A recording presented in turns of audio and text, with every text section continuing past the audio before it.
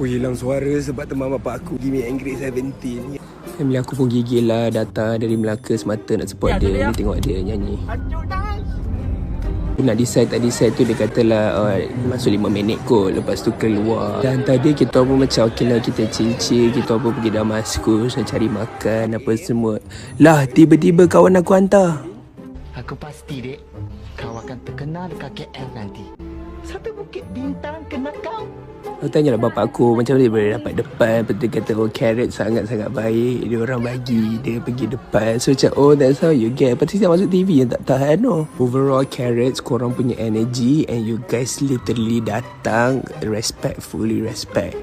Aku pun selit-selit lah nak tengok diorang. Lah nampak pula daripada tepi ni dekat lah juga. Okay lah, not bad. Lepas tu kita pun pusing-pusing cari lagi angle lain dapat. So aku pun tanya bapak aku, how was the event? So dia pun cakap, Apa perasaan? Alhamdulillah telah selesai tugasan yang diberikan. dia buat macam assignment lah pula. Okay, lepas tu diorang pun pergilah ambil gambar last, claim standee. Lepas tu diorang pun balik lah semula ke Melaka. So siapa yang belum datang Mango Love Melaka di Bukit Katil, bolehlah support Uncle Pizza.